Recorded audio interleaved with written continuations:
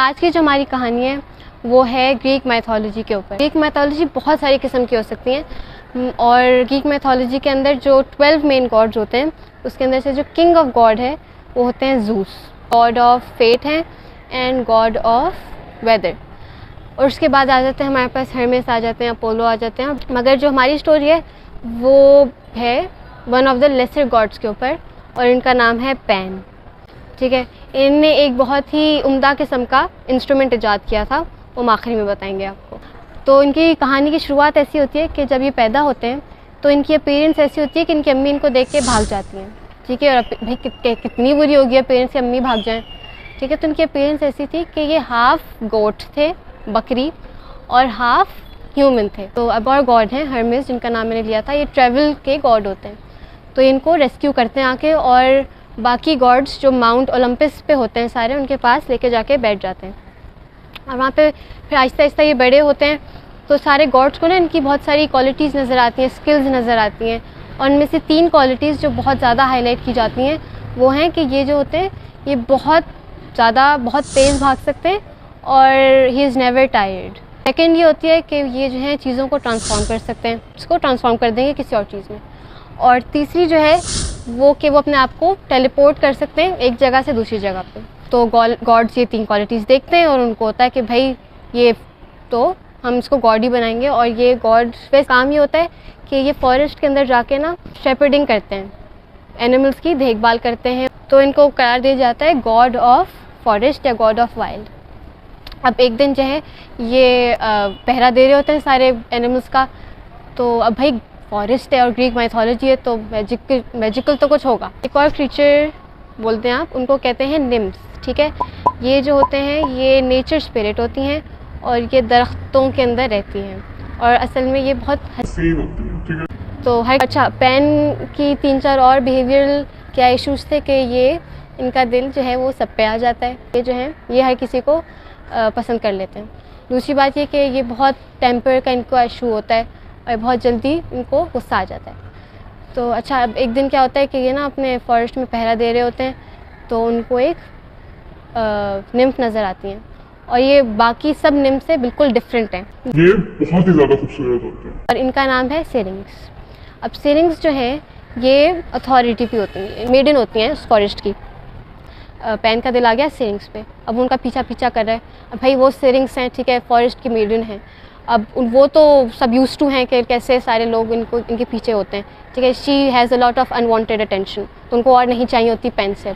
और पेन की अपीयरेंस भी ऐसी होती है कि कौन इसको पसंद करे, तो अब वो उसके पीछे भाग रहा होता है, ठीक, सिरिंग्स के पीछे।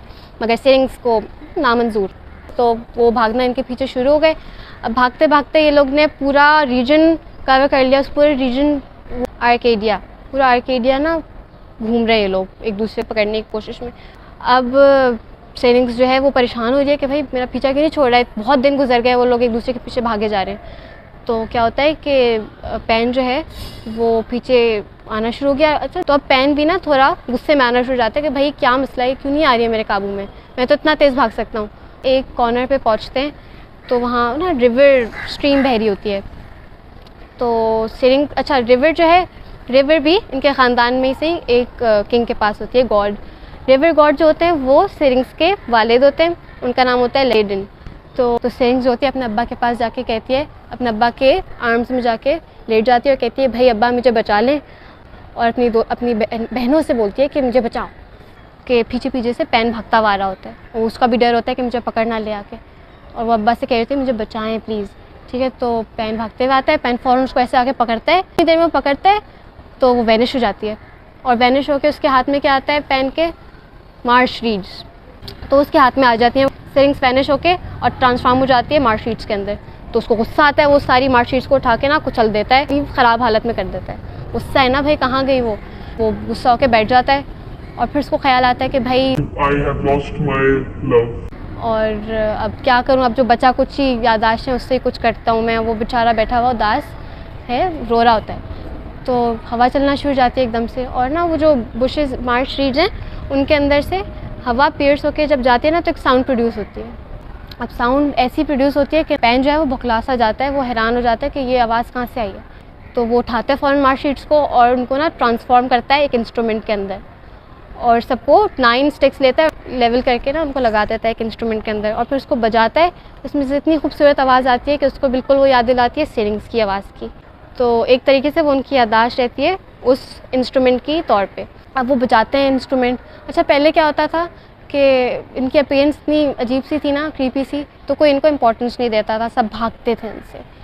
तो अब वो इंस्ट्रूमेंट बजाना शुरू हुआ, इंस्ट्रूमेंट में इतनी अच्छी आवाज़ आ रही है अपनी, तो जितने भी फॉरेस्ट के अंदर जितनी भी स्पिरिट्स होती थी या गॉडेसेस होती थी, तो वो उनसे अट्रैक्ट होना शुरू, उस आवाज़ से अट्रैक्ट होना शुरू, आके डांस करती थी फॉरेस्ट के अंदर और बहुत मज़ा आता, सबको सब खुश होते थे इस आवाज़ से। तो इससे पैन को बहुत अच्छा लगता था कि ठीक है, मैं अपीयरेंस वाइज तो इतना अच्छा नहीं हूँ, लेकिन मेरी जो स्किल जो मैंने अभी बनाया है ये, उससे मैं लोगों को खुश कर पा रहा हूँ। इस पैन फ्लूट के नाम से हम इसको बोलते हैं। पैन फ्लूट को बहुत डेयरली अपने पास रखता था और हमेशा बजाता था और उससे लोगों को खुश करता था और लोग भी इससे खुश होते थे। Story of the Greek god Pan, one half goat. कि भाई आपकी जो इनर ब्यूटी है ना, आप उस पे काम करें, आप उसको पॉलिश करें और उसको ऐसा बनाएं कि उससे जो है आप भी बेनिफिट लें और दूसरों को भी खुश करें। एक छोटी सी कहानी थी और हम अगली दफ़ा और किसी अच्छी कहानी के साथ आएंगे। Pan, Pan, Greek god Pan, one half goat, the other half man.